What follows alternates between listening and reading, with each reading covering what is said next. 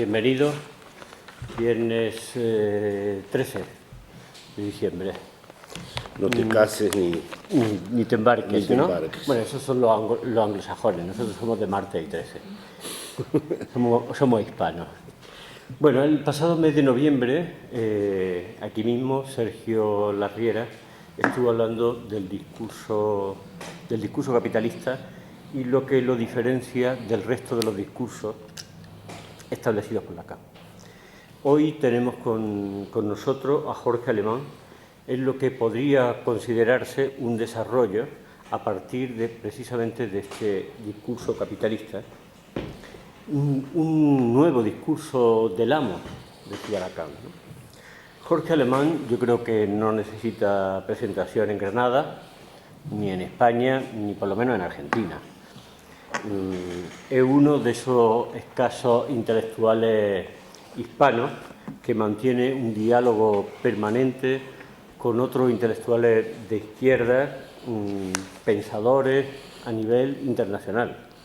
Judith Butler, Trias, Laclau, Slobodan Zizek, Toni Negri o el mismo Alain Badiou son nombres más allá de los propios psicoanalistas con los que ha mantenido y mantiene un debate abierto a nivel intelectual y a nivel global. Yo agradezco a la organización, especialmente a María José y a Juan Carlos, esta oportunidad de sumarme a este debate de una manera muy discreta, como es lógico, pero más aún porque en el libro él agradece y nombra a varios colegas presentes en esta sala que podrían perfectamente estar aquí sentados presentando a Jorge Alemán, también de Málaga o de Sevilla, ¿no? De manera que le agradezco profundamente esta circunstancia. En cualquier caso, es verdad que me siento identificado porque los inicios de Jorge Alemán y los míos, salvando las distancias que son muchas, fueron los mismos. Éramos altuserianos, marxistas y por el freudomarxismo acabamos en Lacan.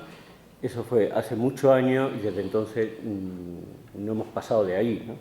Somos lacanianos y no podemos ser más que lacanianos, ¿no? Bueno, en cualquier caso no voy a obviar la presentación.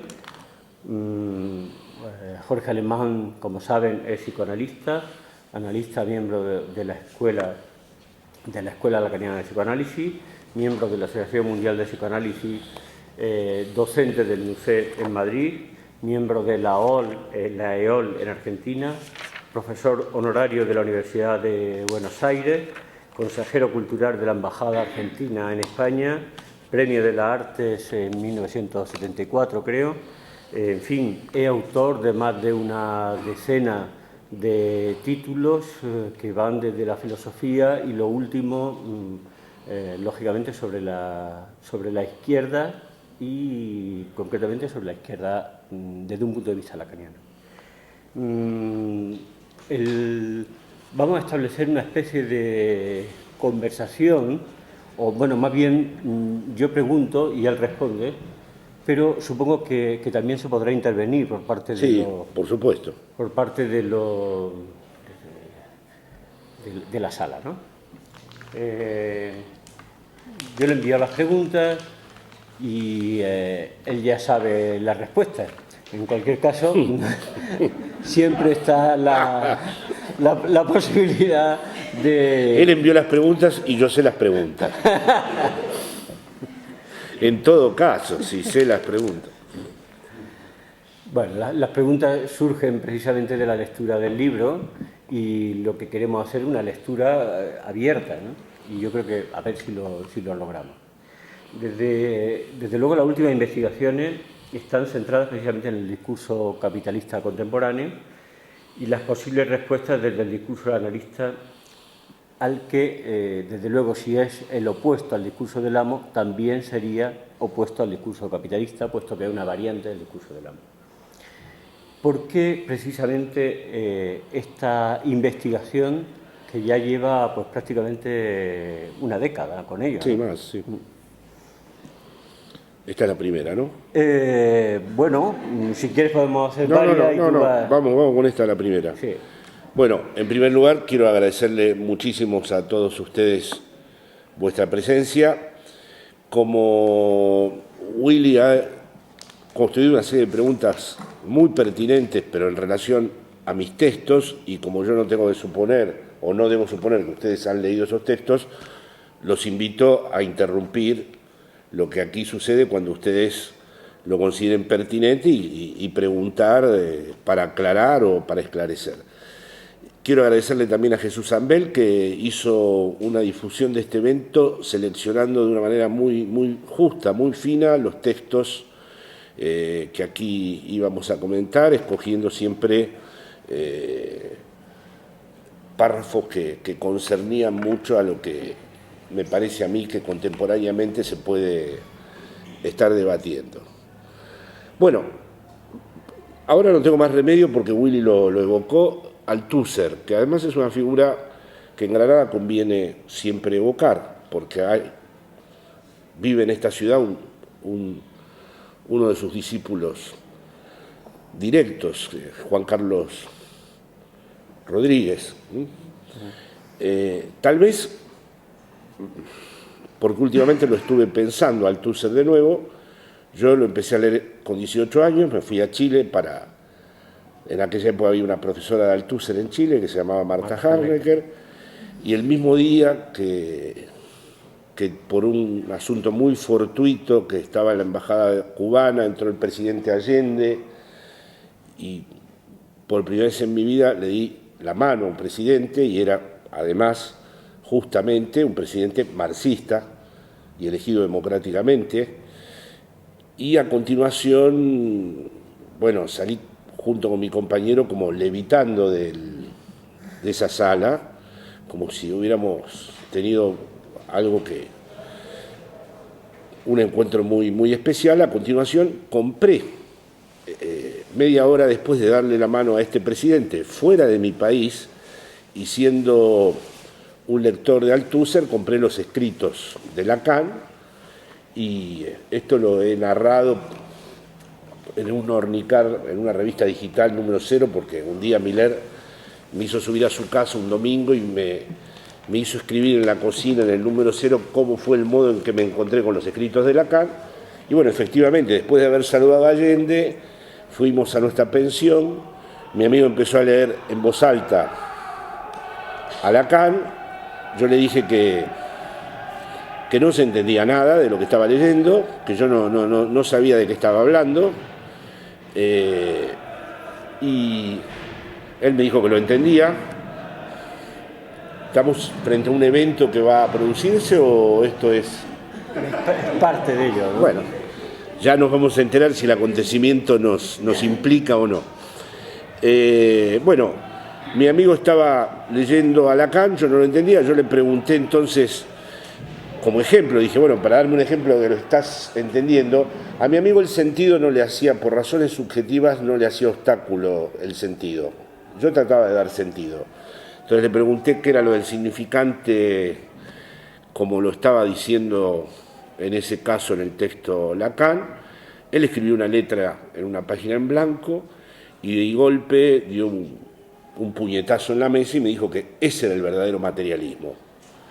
Y entonces le dije, no, materialismo es el modo de producción, la lucha de clases, las relaciones sociales de producción, y me dijo, no, todas esas son combinatorias, me dijo él. Entonces ahí tuve, ya mañana vamos a hablar de ello, es como una especie de epifanía, porque esa tarde salí a la calle en Santiago de Chile y empecé a ver todas las paredes escritas, los diarios, los letreros, y de golpe se abrió para mí el universo del significante. Vi que estaba todo escrito y que lo escrito no remitía necesariamente a su significación inmediata y que efectivamente ese era un campo material. Y entendí entonces un poco por qué Althusser se había vinculado a Lacan.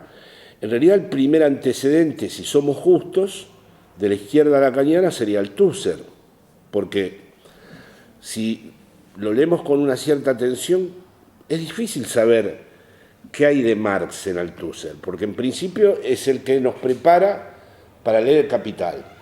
Pero muy rápidamente empezamos a entender que él va a privilegiar un término que fue formulado al azar por Engels en última instancia, es decir, no hay una determinación de la base económica sobre la superestructura de un modo mecánico, sino que se trata de una sobredeterminación en última instancia, es decir, que todos los hechos superestructurales, jurídicos, sociales, ideológicos, intelectuales, no tienen una relación inmediata y directa y reflexiva con la base económica, como habían entendido algunos marxistas, sino que estaban sobredeterminadas en última instancia. Pero he aquí que el concepto de sobredeterminación Althusser lo tomaba de Freud y de específicamente lo que Freud había aislado como sobredeterminación en el trabajo del sueño. Luego, a continuación, ya Althusser introducía el término causalidad estructural. Entonces ya no era el problema de una base económica al modo de un fundamento metafísico, como diría Heidegger, que está totalmente presente y es legible y nos determina a todos, sino que era una causalidad compleja, estructural. Ahí hubo una serie de debates, Miller introdujo la idea de causalidad metonímica. Por lo tanto, ya el Marx se empezaba a transformar en un autor en donde en el interior mismo de la lógica interna de Marx, en su desciframiento del Capital, estaba la sobredeterminación, la causalidad estructural y luego un paso decisivo, la ideología como algo que no podíamos considerar solo desde la perspectiva de un sujeto de la conciencia, autotransparente para sí mismo, autorreflexivo, sino como algo que interpelaba al sujeto constitutivamente de tal modo que ya no podíamos pensar en la ideología en términos de una conciencia. Es decir, la ideología no era ya equivalente al sujeto de la conciencia. Entonces ustedes vean ese marxismo absolutamente intervenido por Lacan, porque está la sobredeterminación en última instancia, la causalidad, la interpelación. Althusser tomaba el ejemplo de Pascal, que también toma Lacan, ¿no? Si no crees en Dios, tú reza, que Dios viene solo. Es decir, que hay una interpelación que hace al ritual ideológico que Althusser describe en su funcionamiento. Y luego la lectura sintomal, muy semejante a lo que hace Heidegger con la propia historia de la filosofía, que es buscar las lagunas, lo impensado de cada pensador, los puntos suspensivos, los lugares donde una palabra se desvanece en su significación. Lectura sintomal que además Althusser le adjudicaba a Marx. Esa era un poco la ambivalencia de Althusser, que muchas de las cosas las había, vamos a decir, importado del psicoanálisis, pero a la vez se las adjudicaba a Marx como si ya estuvieran presentes en Marx. En cualquier caso, el artículo Freud-Lacan, que Willy evocó antes, fue el pasador de Lacan, vamos a decir, para muchos de mi generación. Es decir, fuimos a Lacan a través de un marxista. Y entonces evoqué el saludo a Allende, el encuentro con los escritos y esto de Althusser para un poco entender que, sí, podríamos decir que hace unos años la izquierda lacaniana, pero en realidad yo siento que estoy concernido por este mismo tema desde siempre, desde que empecé este viaje. Porque en esos días en donde encontré a ese presidente y leía a Lacan desde Althusser, ya estaba, vamos a decir, en mi horizonte, la idea de pensar el problema de la izquierda y el problema de Lacan. Sí, sin embargo, Jorge, los anteriores libros son aseverativos, los títulos de los anteriores libros, por ejemplo, El porvenir del inconsciente, deriva del discurso capitalista para una izquierda lacaniana, Soledad común, todos son aseverativos. Este, sin embargo, se llama conjeturas. O sea, es el primer significante. ¿Por qué conjeturas?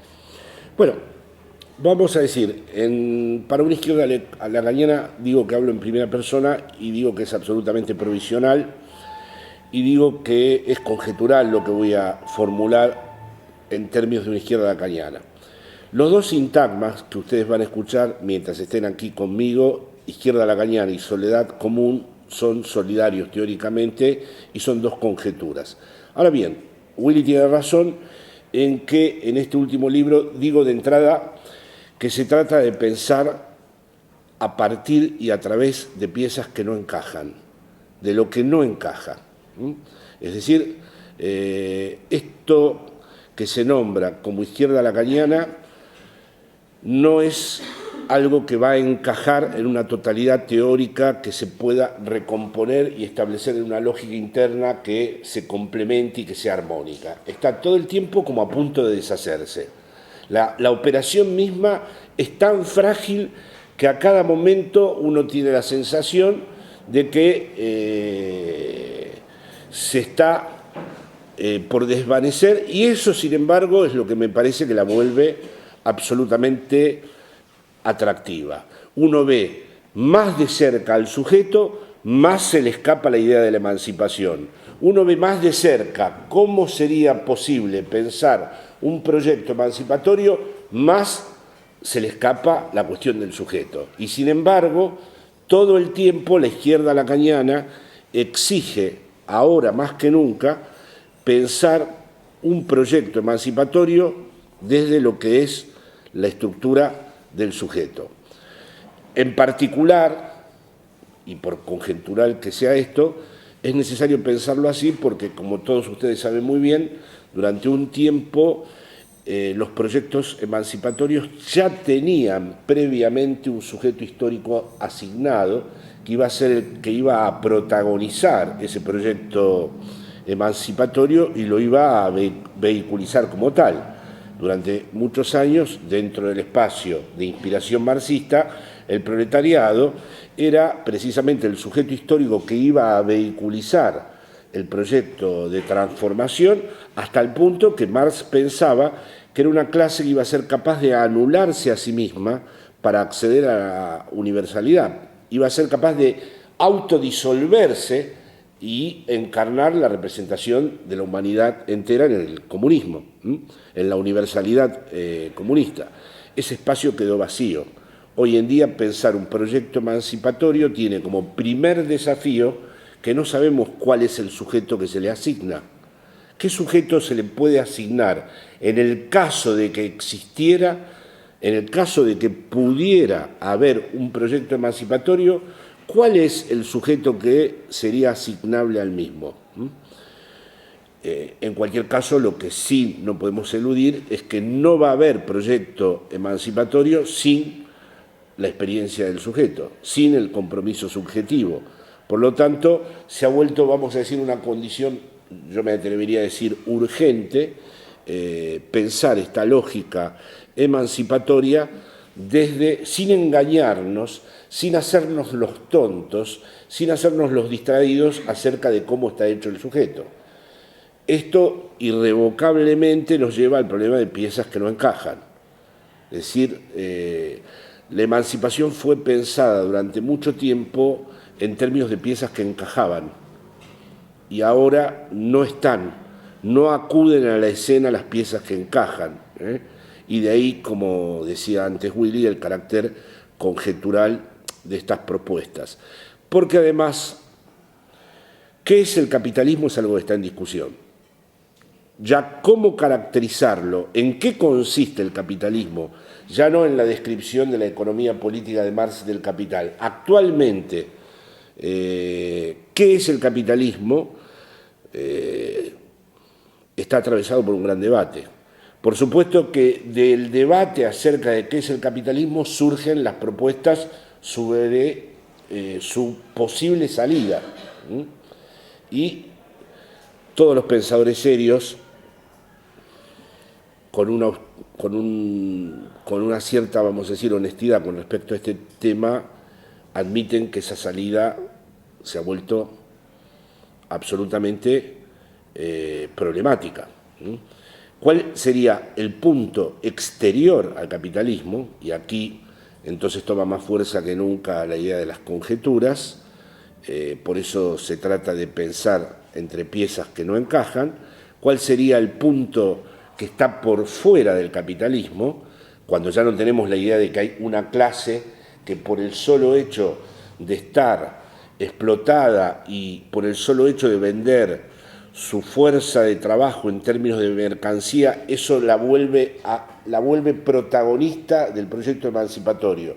Ahora que ya no podemos definir la cuestión en esos mismos términos, ahora que ya no podemos pensar que hay una contradicción dialéctica, como decía el Marx canónico, entre las relaciones sociales de producción y las fuerzas productivas, y que por lo tanto el proletariado va a asumir esa contradicción dialéctica en términos de un proyecto revolucionario. Ahora que ese lugar ha quedado vacío, la salida del capitalismo se vuelve verdaderamente muchísimo más problemática. Ensayemos momentáneamente, para darle densidad al problema, algunas de las propuestas. Por ejemplo, la idea de Althusser de la ciencia como corte epistemológico con la ideología, la idea de Foucault como un cuidado de sí, autónomo, la idea de Negri como una producción biopolítica de la subjetividad a través de las redes colectivas y de una inteligencia común, un axioma sostenido por Badiou como hipótesis comunista, en fin, todos son términos bastante problemáticos, de los cuales podemos discutir muchas cosas, pero que de entrada nos revelan la dificultad estructural que implica señalar un exterior al capitalismo. De hecho, bueno, Lacan, eso lo podemos hablar a lo largo de nuestro encuentro, utilizó una metáfora extraña, una figura curiosísima. Cuando habló de la salida del discurso capitalista, habló del santo, que por supuesto hay que arrancarlo de su dimensión teológica y hay que encontrarle una lógica laica que explique qué quiere decir ese santo que según Lacan en un neologismo se descarida y estaría en la salida del capitalismo. En cualquier caso, ese exterior, por eso la broma de muchos pensadores, de que es más fácil, como lo muestran las películas apocalípticas, pensar en el fin del mundo que en la salida del capitalismo, porque su movimiento circular, el carácter ilimitado de su movimiento circular, el hecho de que no rote hacia ningún otro discurso. Ahora estoy aceptando como caracterización del capitalismo la de Lacan, el hecho de que no se pueda establecer corte alguno entre los lugares que conecta, el hecho de que uno no pueda localizar dónde se puede producir la ruptura en el movimiento circular.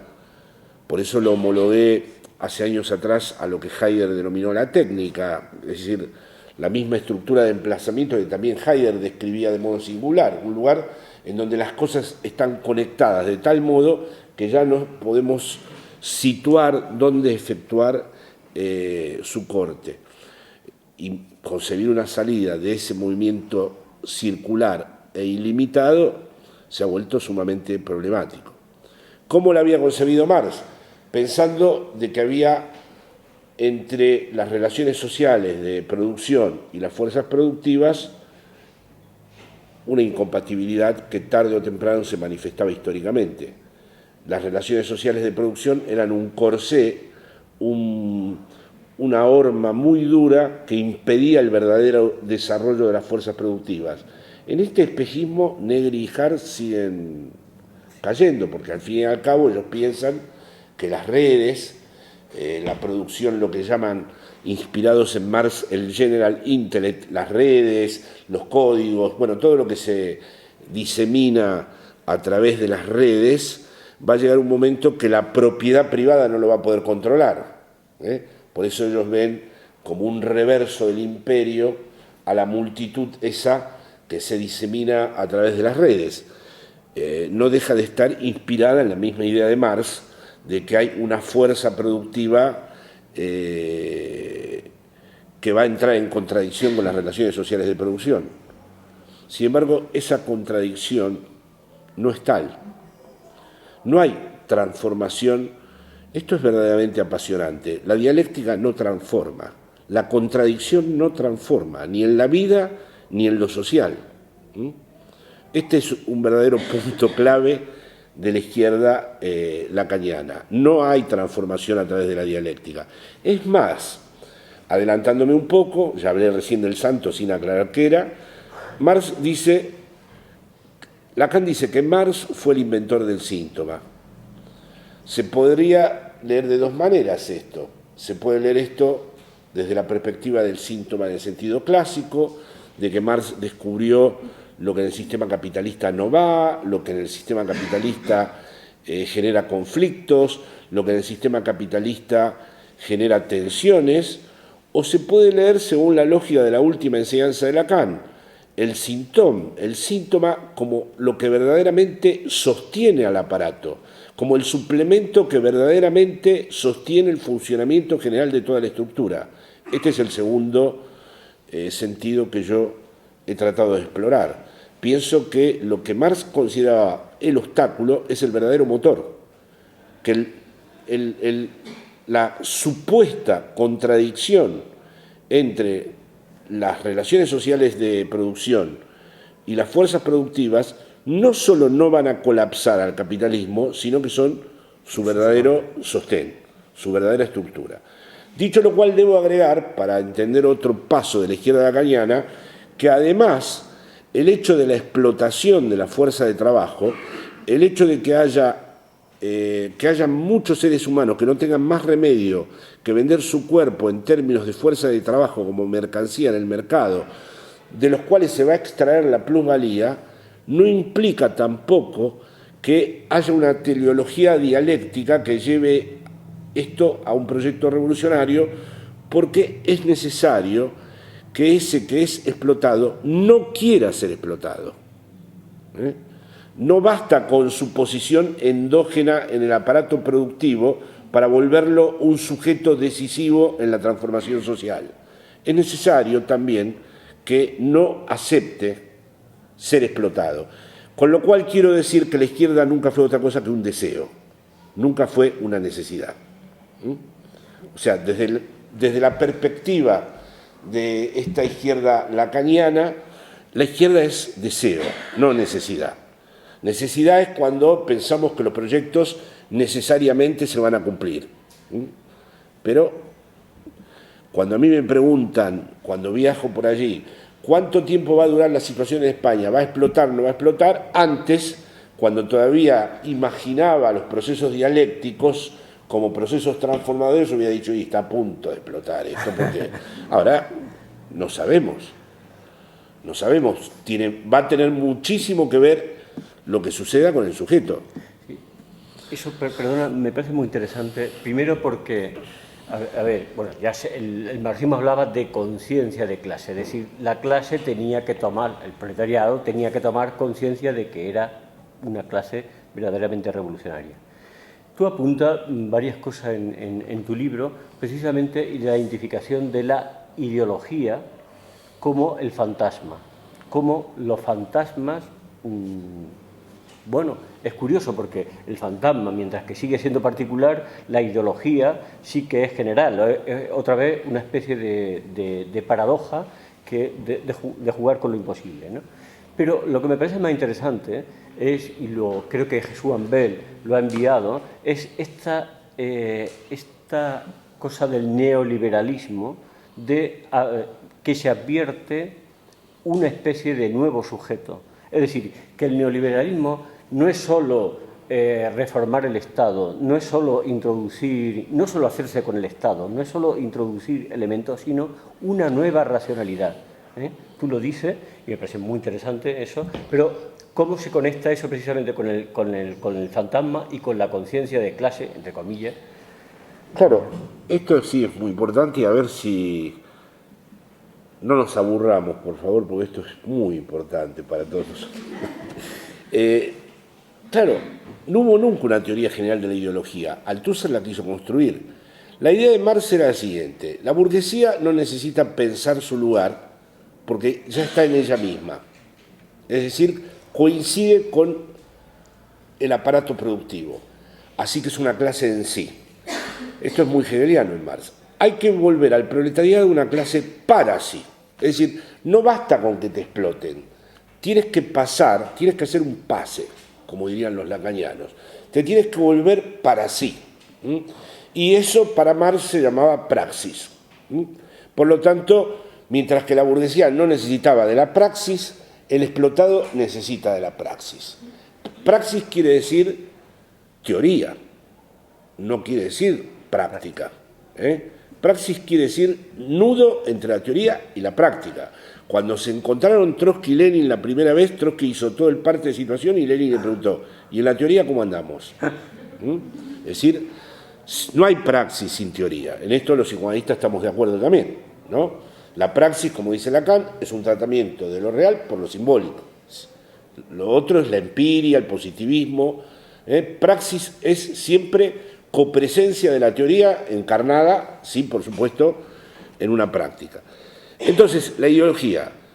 Es evidente que dio los primeros pasos Althusser con la idea de que la ideología no era la conciencia, pero no se puede pensar la ideología sin el papel que juegan, en primer lugar, las identificaciones, porque vemos a muchos sujetos absolutamente perjudicados por lo que está ocurriendo en el régimen dominante de explotación actual, que sin embargo sus identificaciones los mantienen absolutamente inertes y fijos en el mismo lugar.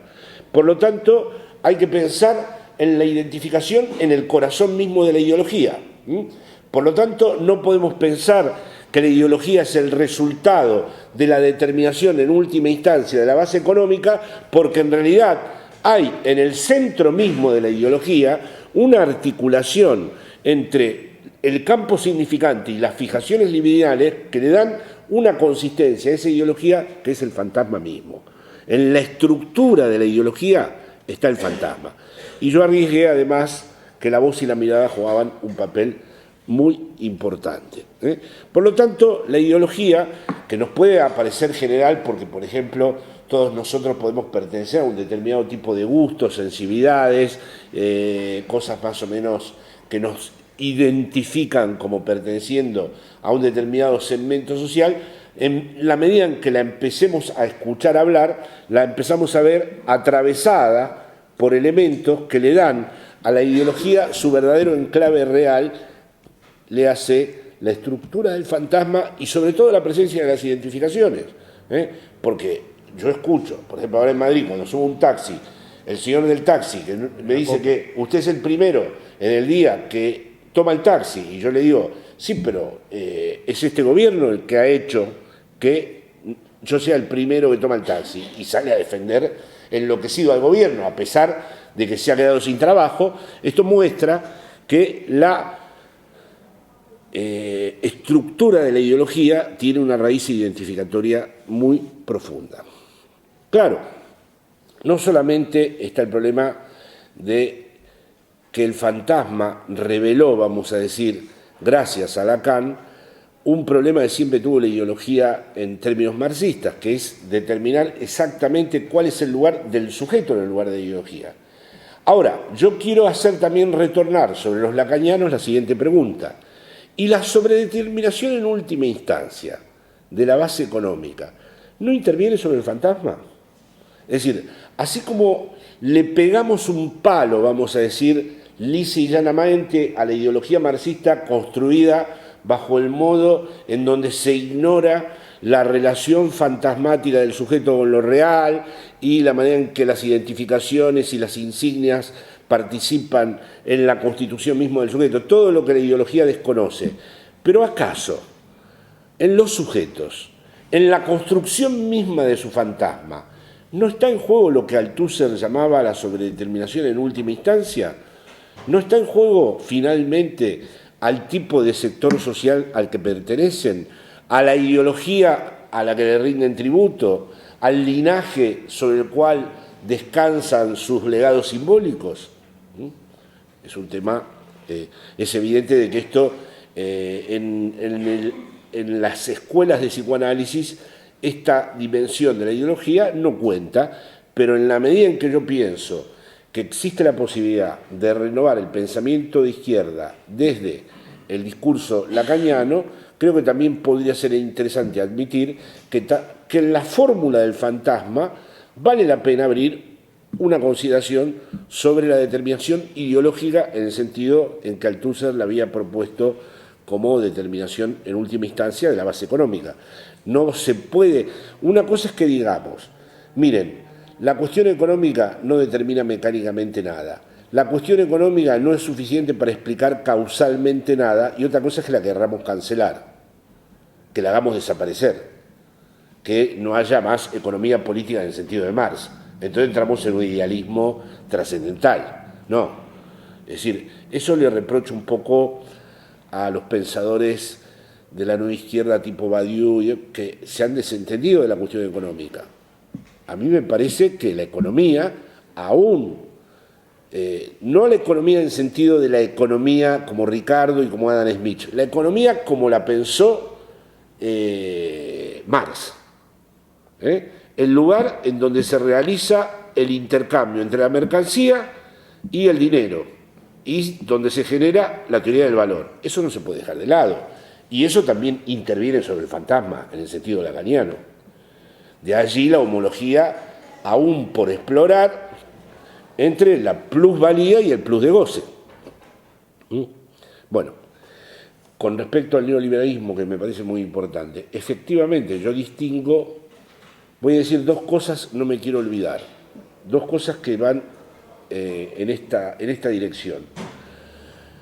Distingo subjetividad de sujeto. Yo creo que, como dijo Foucault, en su última etapa de su vida, el liberalismo toma ya definitivamente como objeto a la población.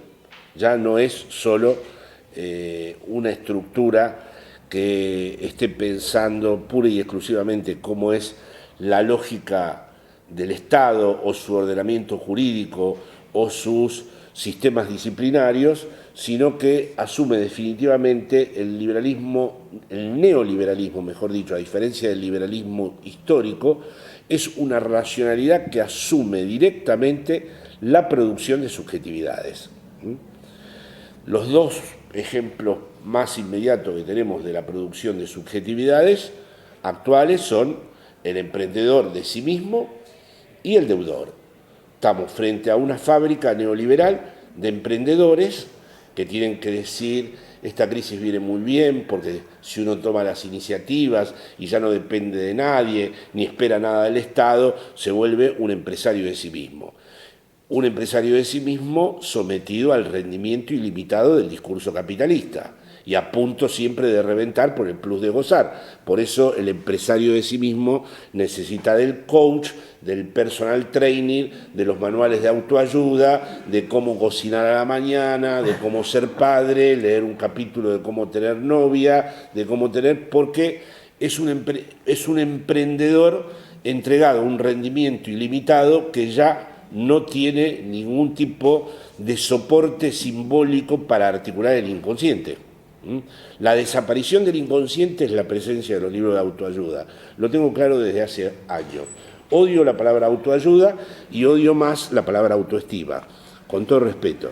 Son todos testimonios de la desaparición del inconsciente como matriz de la social.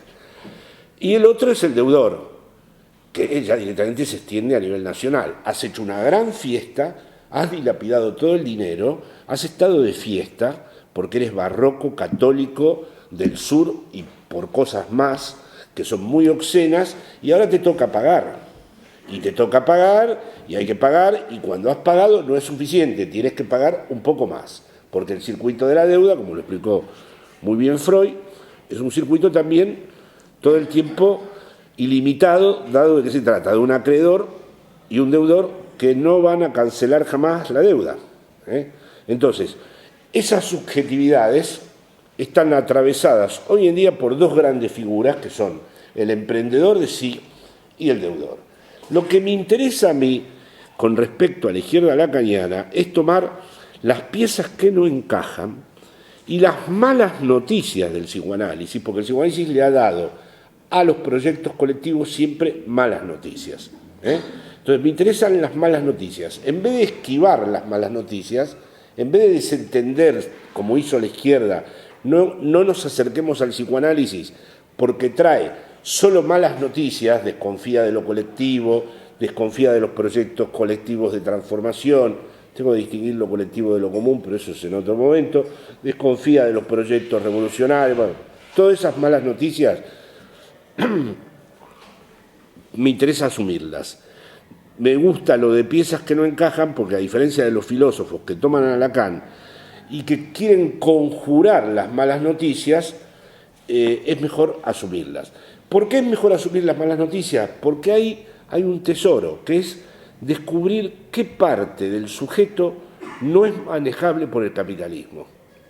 Ahora que el capitalismo ha colonizado definitivamente la subjetividad, ahora que el capitalismo finalmente se ha hecho realmente dueño de lo que es la producción biopolítica de subjetividades, más que nunca es urgente, si hay que pensar un proceso de transformación, pensar qué hay en la condición humana, en la existencia sexuada, hablante y mortal, que no pueda ser captado en el circuito del capital.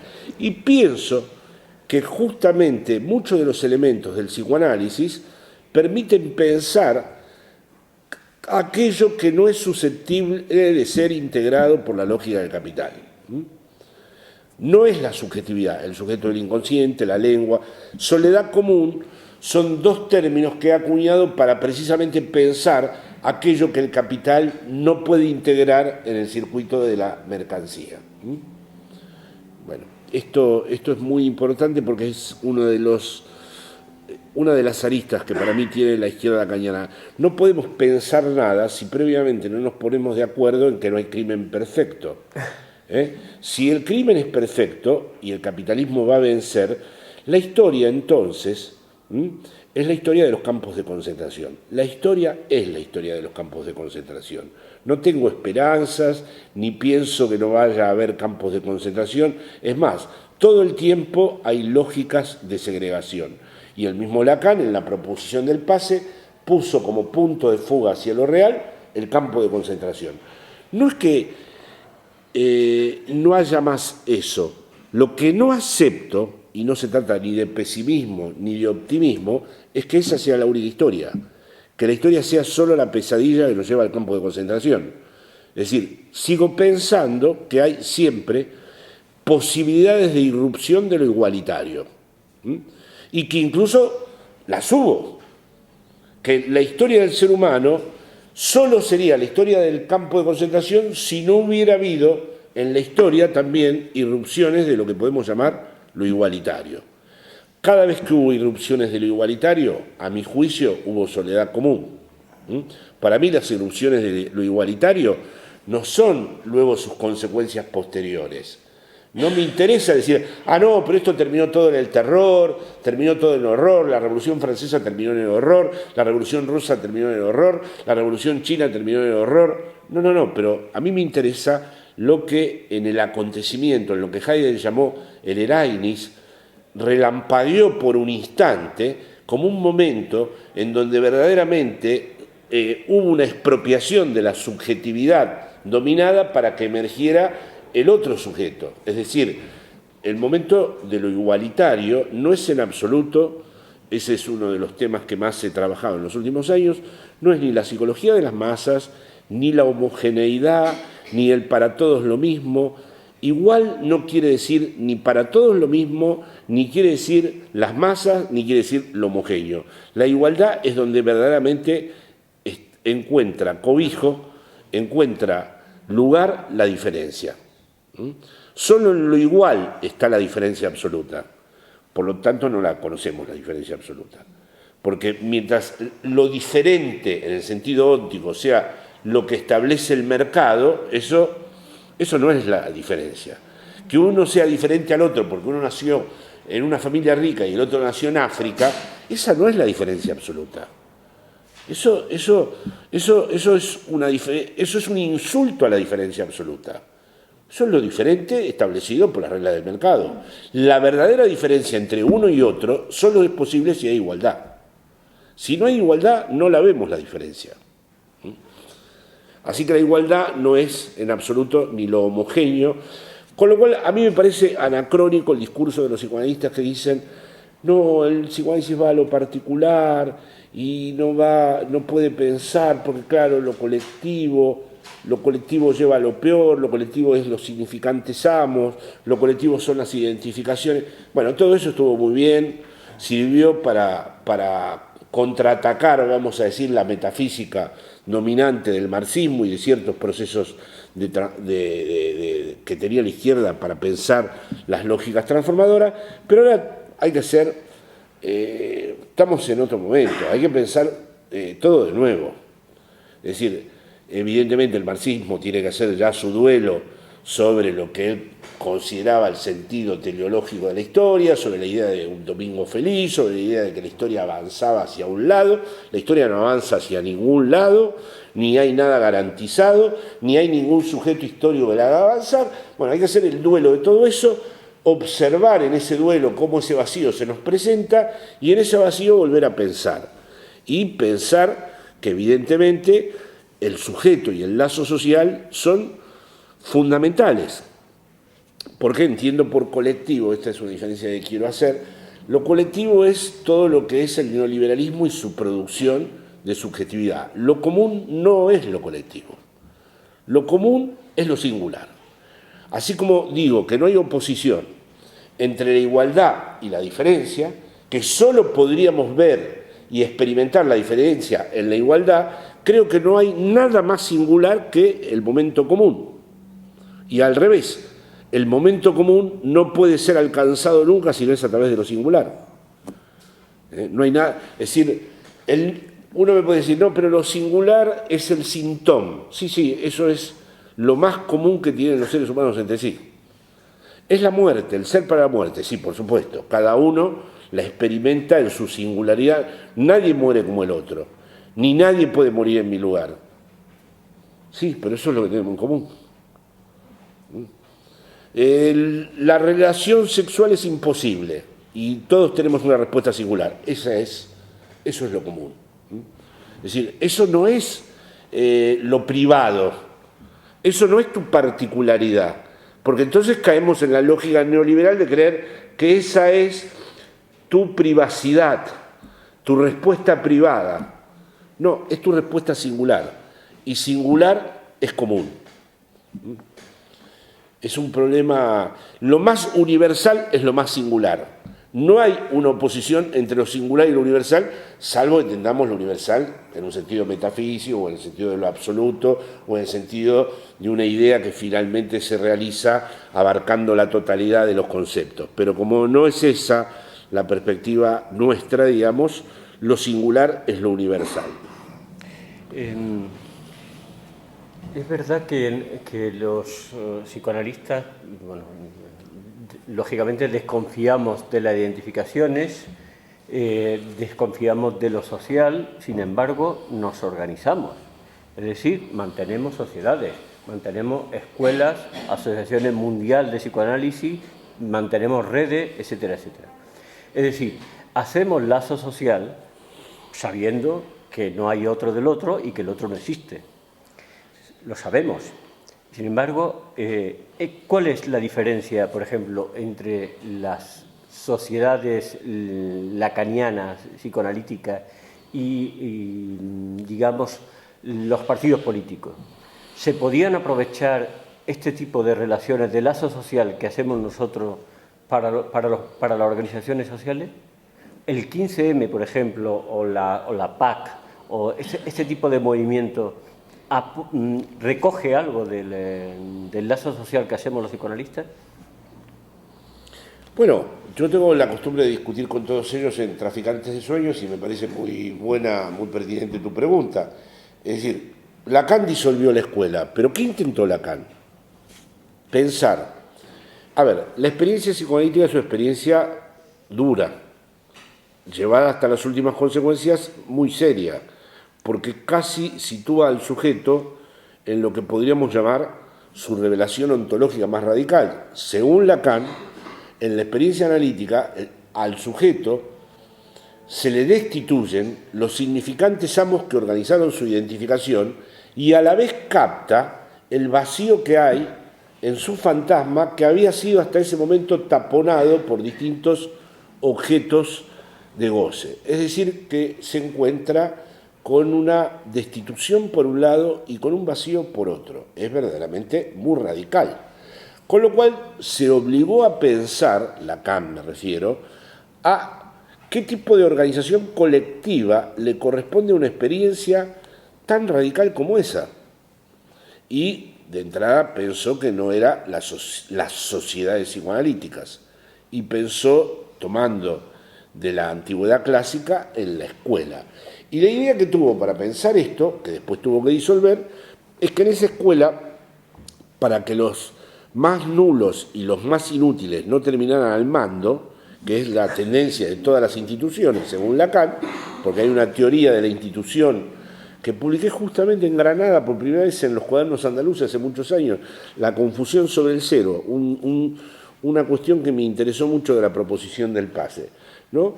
La confusión entre el cero y la nulidad. El cero, como vacío de no saber, no es lo mismo que nulidad.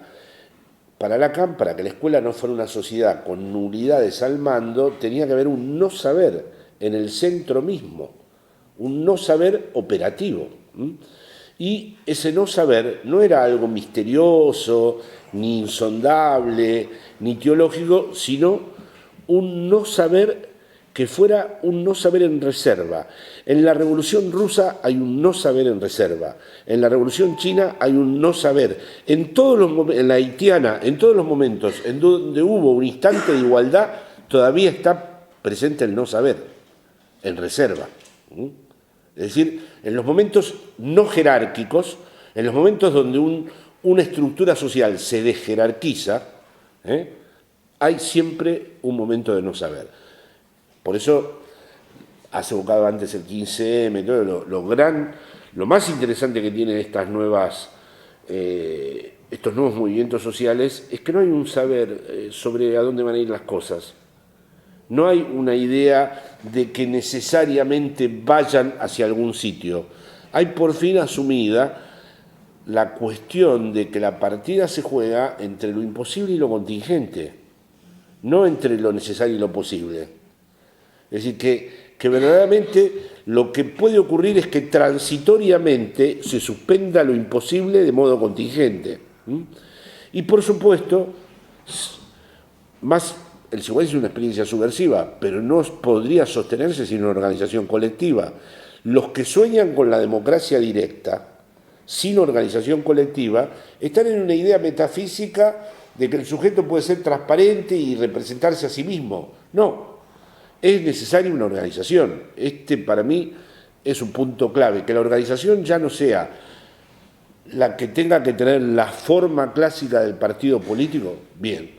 Que esa modalidad de representación esté agotada, bien.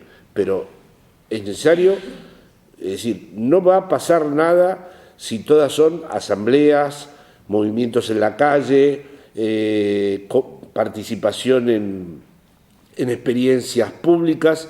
Se necesita el momento leninista, no bajo el modo de el partido que armó Lenin, que Lenin se dio cuenta también que finalmente con la contradicción no era suficiente, que había que orientar las cosas porque si no, no ocurría nada. Pero se necesita el momento leninista en el sentido de decir, bueno, hay que construir una organización de acuerdo al tipo de experiencia que queremos realizar. Y lo que tenemos que contribuir los lacanianos es que la organización sea lo menos tonta posible, que no esté organizada desde la homogeneidad, que no sea pura y exclusivamente funcionando en el orden de la identificación, que no tenga... No digo que no estén presentes esos elementos, porque eso sería deshonesto. En las asociaciones psicoanalíticas también lo están. El asunto es que no sea solo eso. El asunto es que no se trate solo de eso.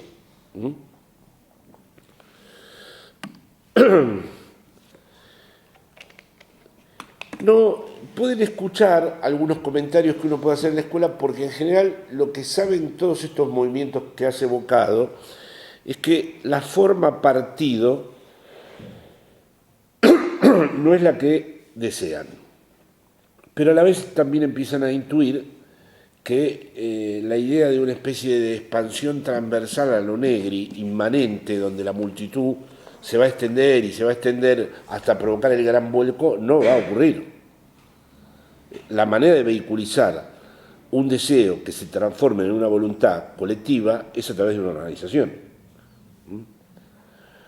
¿Cómo es esa organización? Es todo un tema. Tampoco creo que la organización la conciba nadie a priori. Creo que ciertas cadenas significantes se van a articular de tal modo que ese deseo cobre cada vez más nitidez.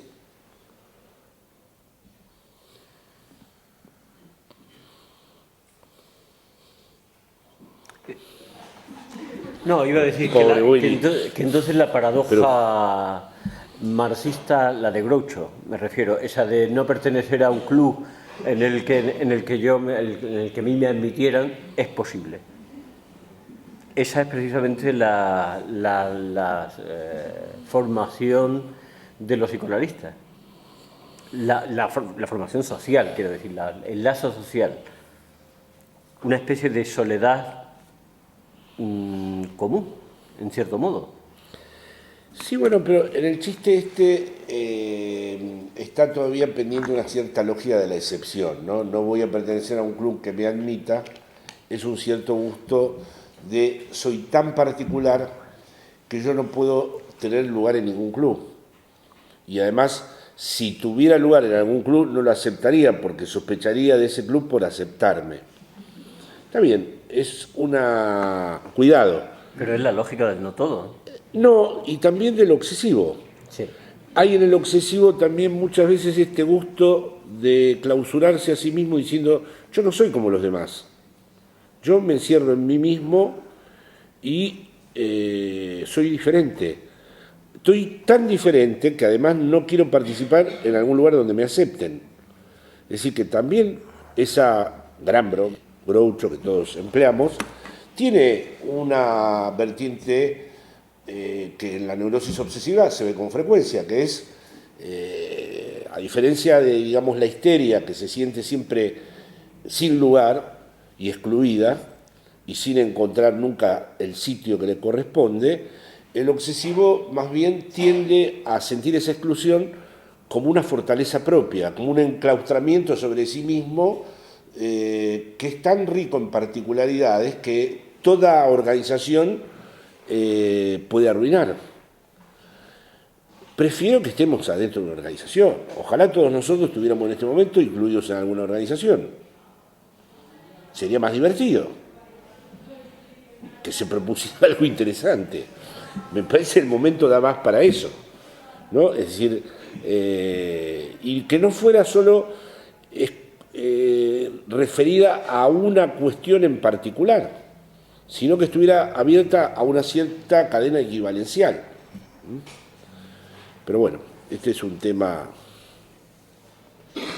En una de las preguntas que me haces, me mencionás Laclau. Sí, yo me siento más cerca de Laclau en el sentido de que a él le preocupa la organización política, ¿no? Es decir, él piensa que todas estas demandas insatisfechas que están surgiendo en la sociedad, por sí mismas y con un vago sentimiento de solidaridad, el desahuciado piensa en el que ha perdido el trabajo, el que ha perdido el trabajo piensa en el que ya no tiene atención médica, no es suficiente.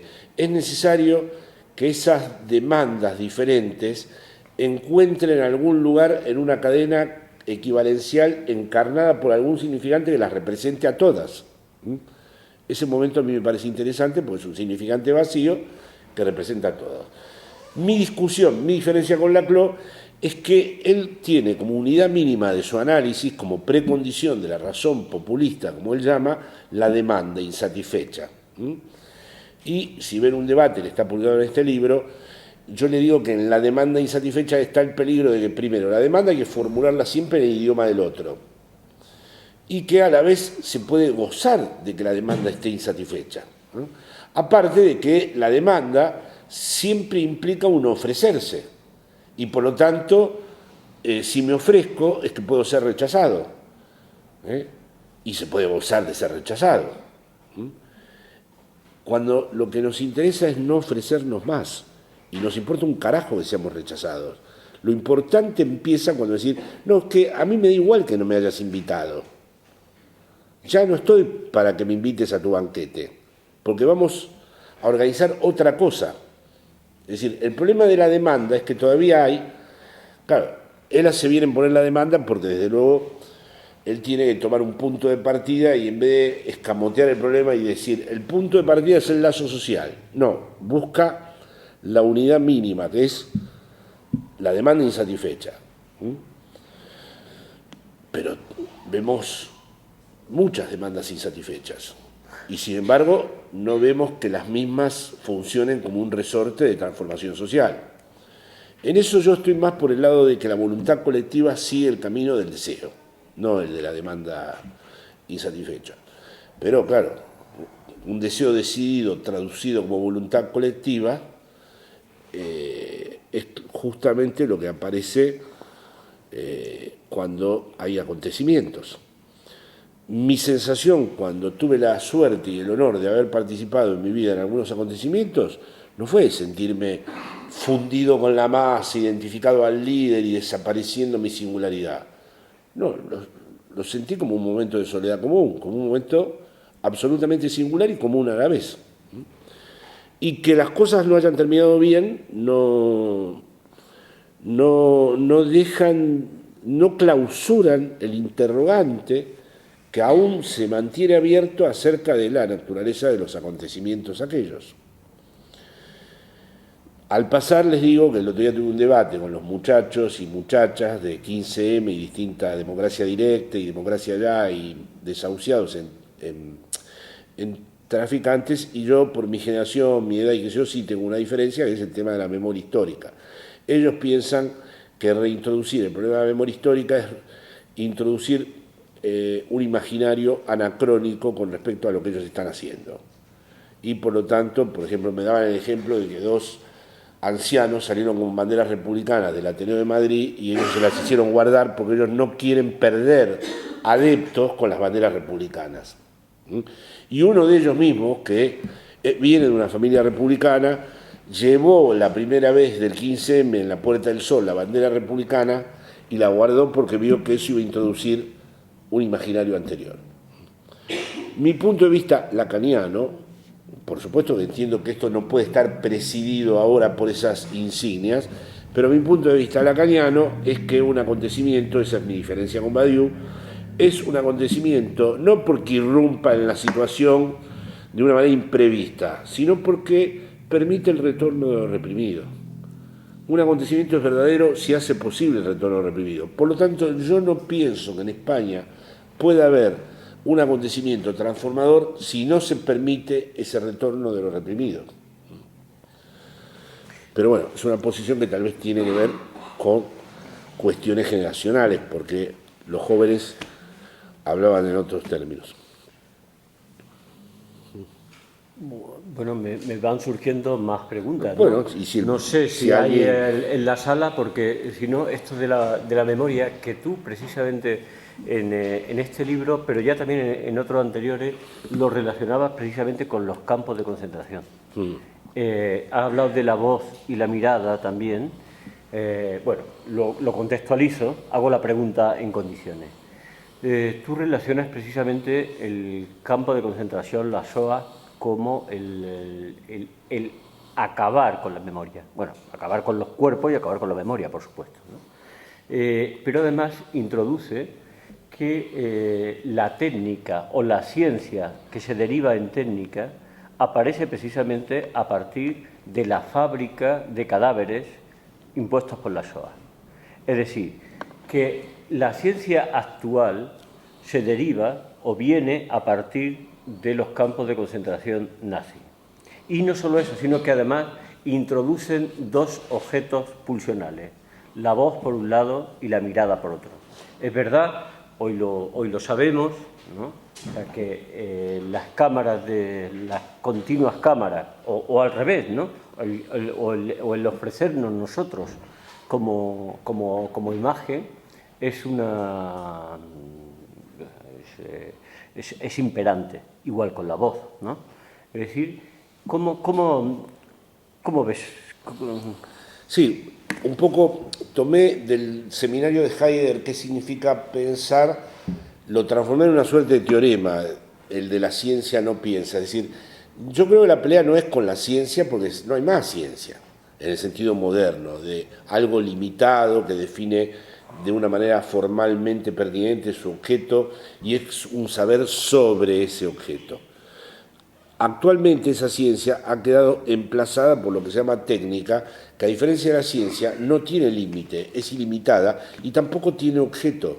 Es decir, engulle todas las disciplinas en función de poder emplazar a la existencia. Esto es algo, la técnica no es un saber de esto o de lo otro.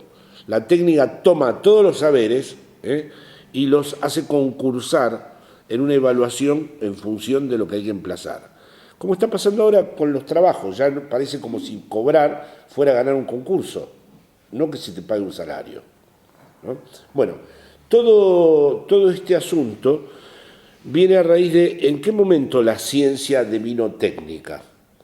Y hay una frase al pasar, justamente en ese seminario, de la fábrica de cadáveres de Heidegger, tal luego él dice eso, que a mí me pareció iluminadora, porque en efecto la Shoah introdujo lo ilimitado, no importa el número que haya, se fabricaba ilimitadamente el cadáver. ¿Y qué pasa en el campo de concentración? Se interrumpe el movimiento, la doble conjetura del tiempo de la que habla Lacan, lo que habré sido para lo que estoy llegando a ser. Estoy en un presente permanente en el campo de concentración. No hay ni legado histórico, ni lo que habré sido, ni para lo que estoy. Ninguno de los éxtasis temporales de los que habla Heidegger en su analítica existencial o la doble conjetura de Lacan se pueden poner en juego en una experiencia del campo de concentración, porque ahí coincido, y eso es el terror, con mi presente absoluto. El campo me obliga a ser todo el tiempo contemporáneo de mí mismo, a no tener historia. Por eso el sobreviviente del campo trata por todos los medios de que no se le borre la historia.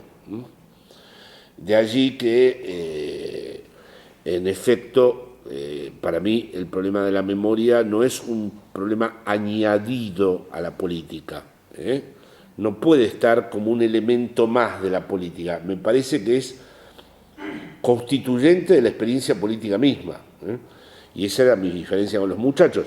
Por supuesto que la técnica le ha dado un poder ilimitado a la voz y la mirada, porque al ser dos objetos que Lacan había descrito como fuera de la castración, porque tanto la voz y la mirada, a diferencia del objeto anal o el objeto oral, es decir, todos esos objetos tienen que entrar en los juegos simbólicos de la demanda al otro, mientras que la mirada y la voz nadie interviene ni para prohibirlos ni para demandarlos, están allí y tienen entonces muchas mejores condiciones para ser planetarizados técnicamente. Por eso estamos todo el tiempo ya atravesados por voces y por miradas en todos los sitios. En cierta forma hay una tendencia sublimada al campo de concentración. Basta ver las ciudades, por ejemplo, yo cada vez que voy a Latinoamérica, lamentablemente confirmo una cosa que había visto cuando hace muchos años, en la época de la dictadura, me tuve que encontrar con mi padre en Estados Unidos, nos encontramos precisamente en Miami, nada recomendable, y los dos nos dirigimos al centro a la noche, y el centro a la noche no existía más. Es decir, como viejos porteños dijimos, bueno, yo no era viejo en ese momento, como porteños dijimos, vamos al centro. En el centro están las cosas, no, en el centro no hay más nada, está todo cerrado. Lo que hay son shopping y hoteles alrededor de la costa. Ahora tuve este mismo efecto, lamentablemente, en la ciudad de Rosario, en Argentina. Fui al centro, que conocía muy bien de joven, y no hay más centro a la noche. Todo se concentra. Hay una lógica urbanística de concentración. Hay shopping y centros comerciales en determinadas zonas periféricas, y el centro no aguanta. No se sostiene, no tiene, ya se cerró hace rato el cine, se cerró después el bar, se cerró el café, bueno, Esa es una tendencia concentracionaria, ¿no? En el sentido de que no es una distribución de lugares en donde el sujeto invente cómo puede circular, no puede pasear. Se acabó la experiencia de Walter Benjamin, del flaner, del paseante. Acá no tiene más remedio que ir a donde tiene que ir, porque además va a encontrar en el mismo lugar las distintas ofertas. Llegado el extremo, Agamben piensa que el Estado democrático, el orden del derecho civil y el sistema parlamentario encubren un bando soberano, dice él, que ya está operando, en donde hay un montón de vidas que son matables y que no las va a llorar nadie, porque además ni siquiera son sacrificables, es decir, no son vidas ofrendadas a ningún otro, son vidas susceptibles de ser matadas. Es un poco extremo Agamben, pero él ve como clave para pensar la contemporaneidad el campo de concentración, ¿no? No en el sentido de la Shoah, no en el sentido de los nazis, sino en el sentido de acumular a personas sin ningún estatuto jurídico. Un ejemplo en España, los robos de bebé son un equivalente de lo que Agamben llama el homo sacer, es decir, son seres que no tuvieron ningún estatuto jurídico, que fueron tratados, como diría Agamben, como nuda vida, como una vida que no tiene nada, que no es nada, y que por lo tanto, por ejemplo, escuché una vez un relato en uno de los hoteles de mis viajes, una señora que se le había muerto uno que le habían dado y a la semana le dieron otro. Eso es la nuda vida. Ese sería un ejemplo del campo de concentración. No bajo la forma de las películas nazis, pero sí bajo la forma de que hay que conseguir toda una estructura de emplazamiento para que la vida sea solo la vida. Es decir, que el sujeto no logre articular nada, que pueda ser distribuido, ¿no?, como se es distribuido en el campo de concentración del cuerpo.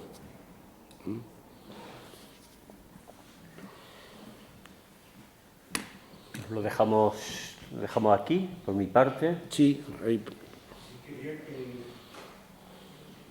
Me ha encantado esta idea que usted plantea de incluir las malas noticias que tiene el psicoanálisis, no como incluirlas en esta conjetura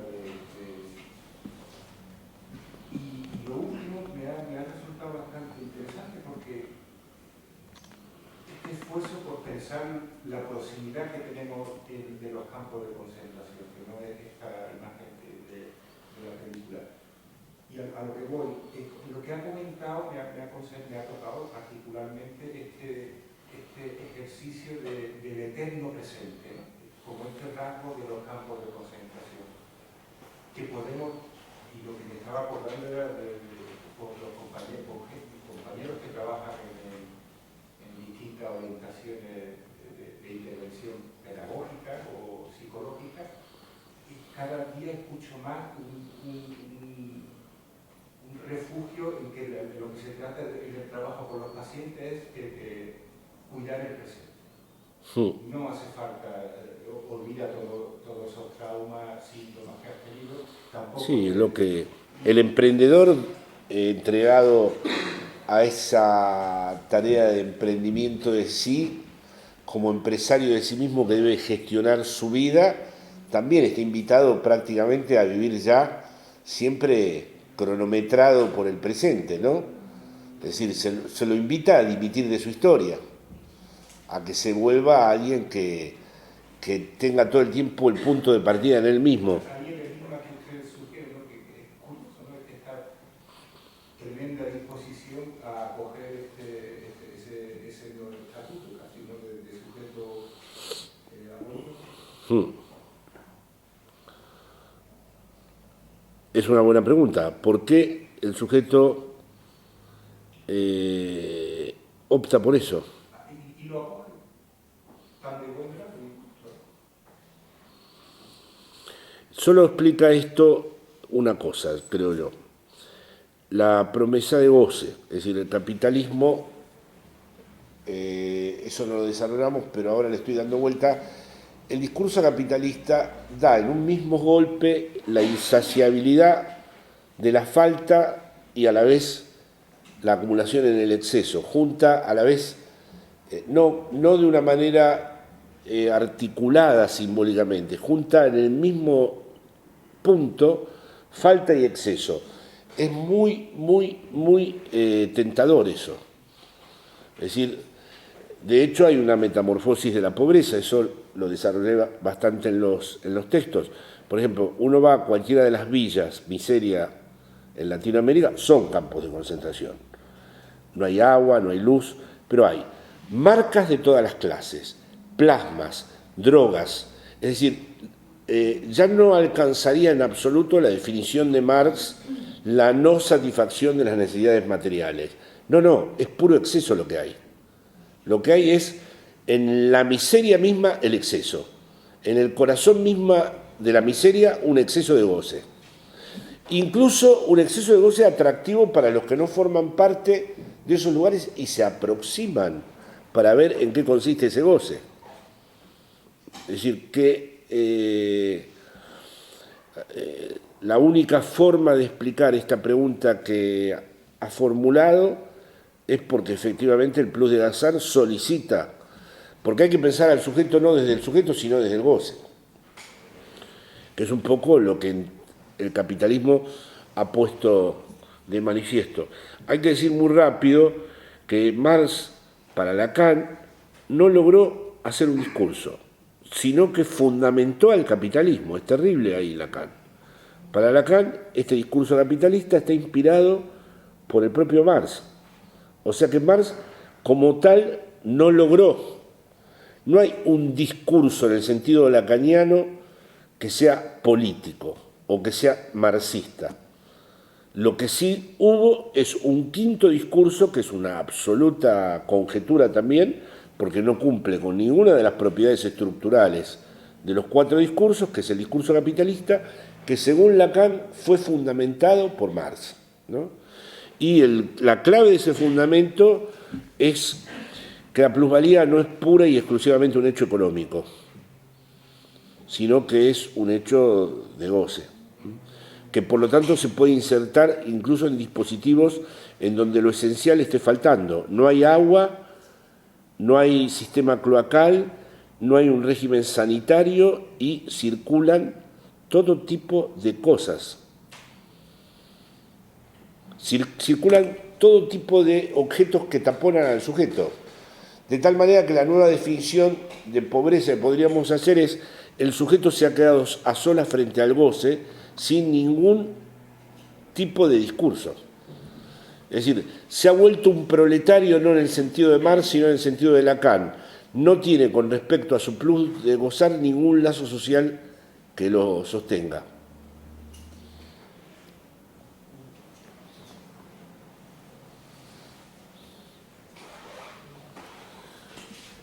¿Cansado? ¿Eh? ¿Cansado? No. Sí.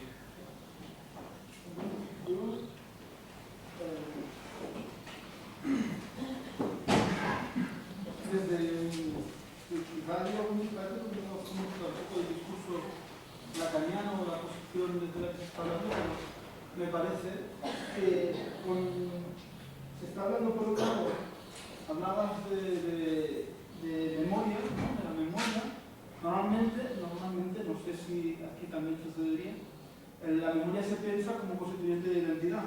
¿Común? Como un constituyente de identidad. Y por otro lado hablabas antes del fantasma como un lugar de identificación que precisamente nos sirve para permanecer atados dentro de este lugar de gozo, ¿no? En el que el sujeto se reconoce a sí mismo como que está siendo gozando aquello que él eso cree que es. Entonces, me parece aquí como una paradoja, en un lugar, encontrar la memoria como un lugar de romper esta fantasma identitario, y a la vez ver un emprendedor sin pasado, sin memoria, que precisamente responde a este fantasma de identidad. No sé si si hablabas del empresario sin memoria, Ujú. que es precisamente el que responde a esta identidad del fantasma hasta ¿no? de un modo más claro, pero a la vez tenemos que la ruptura de este fantasma se produce con una intromisión de la memoria, ¿no? Con una intromisión de aquello reprimido, pero esta memoria no constituye ya en sí misma una deuda, ya constituye la deuda del deudor, que nos vuelve a introducir en el... Esa sería la... Sí, entiendo, sí, es verdaderamente así. Lo que pasa es que, claro, hay que tener en cuenta que yo lo que pienso es que la memoria no se puede reprimir, pero no la considero la verdadera llave de la transformación del fantasma, ¿eh? Yo no creo en la razón anamnética como creen los pensadores estos de la memoria, de que si tú no recuerdas las cosas se repiten. Yo creo que uno recuerda y las cosas se repiten igual. Y, es decir, o sea, no le doy a la memoria, lo que no creo es que se pueda reprimir. Creo que hay que ir más allá de ella todo el tiempo. Pero para ir más allá de ella hay que también dejarse atravesar por ella.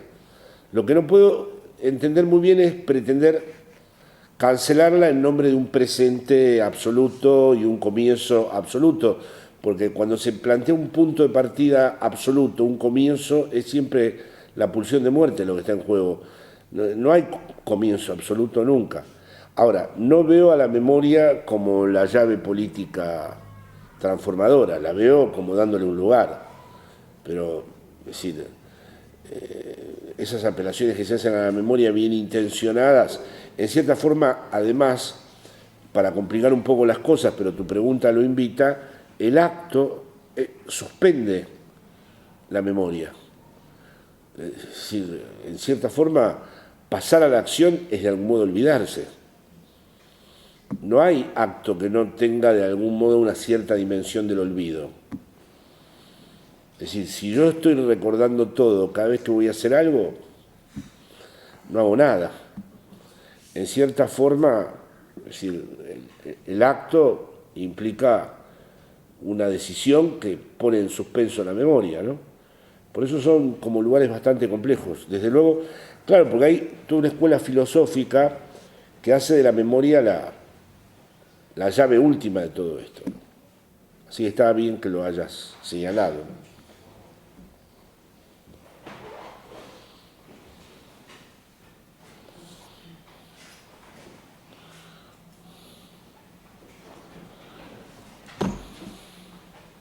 Clausuramos. Sí, sí, no hay nadie que pregunte.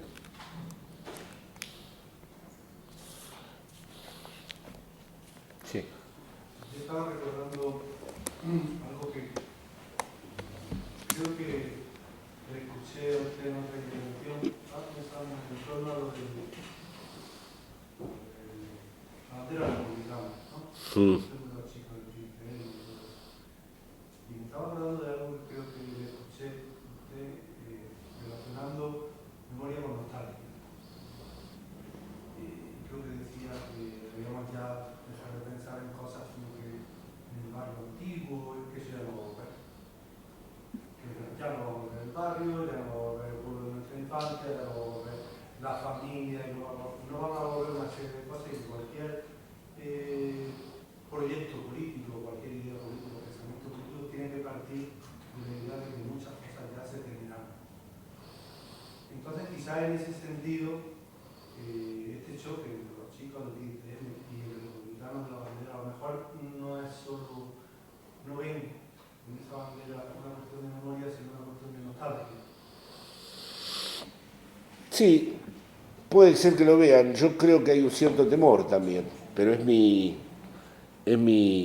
posición, porque claro, fíjese, uno, si estamos hablando de un proyecto, siempre hay algo afirmativo en un proyecto, y así como uno dice en psicoanálisis Freud, Lacan, o dice Marx, por ejemplo, en Latinoamérica hay un panteón de héroes justos, puede decir usted el Che Guevara, Bolívar, Sandino, en fin, hay algo afirmativo. ¿Cómo se explica que el único país de Europa que verdaderamente tuvo héroes en la lucha contra el fascismo, que fue en el único país de Europa que al fascismo le costó entrar porque hubo que matar mucha gente para que entrara, no haya nadie, no se recuerde a nadie? me parece que como punto de partida, no poder remitirse a eso, ya por el solo hecho de romper con ese carácter negativo obsesivo de Europa, que está todo el tiempo siempre temiendo lo peor, siempre asustándose por lo malo que puede venir, y nunca definiendo cuál es el héroe en España, dónde está.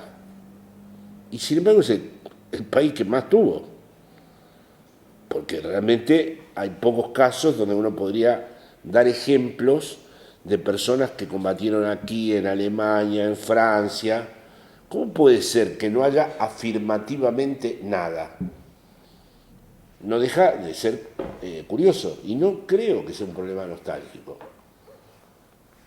Otra cosa sería querer hacer volver eso idéntico y identificarse a eso y organizar una escenografía de acuerdo con eso. No, eso no, estamos en otro, no se puede ni siquiera encarnar todo eso, ¿no? Pero lo que me llama la atención es que lo afirmativo, en eso Europa logró, como todos sus montajes significantes están hechos para prevenir lo peor, son montajes significantes carentes de deseo. Porque para que se vehiculice el deseo uno tiene que tener también un poco, decir, bueno, estas figuras, pero no hay ninguna. O están en el anonimato, un joven no sabe quién fue, es decir, por ejemplo, un ejemplo clásico, ¿no? Uno de los primeros trenes que entran en París cuando cae la ocupación es el Guadalquivir, hecho por el Banquillo Español. ¿Quiénes iban en ese tren? Esos habían atravesado flor de película, pero no... Es llamativo. Esa era mi conversación con todos ellos, muy animada, en Traficantes de Sueños, que creo que está en audio además, acerca de decir, bueno, pero después la proseguimos en el bar hasta altas horas, es decir, bueno, es que no se trata de vamos a decir, traer de nuevo a la escena algo para una identificación, ¿no? Es decir, es en todo caso articular un lugar y positivamente decir, no, estamos de acuerdo con lo que se hizo. Esto que se hizo es algo que fue hecho y que lo reconocemos. Si no, me parece muy difícil, ¿no? Gracias.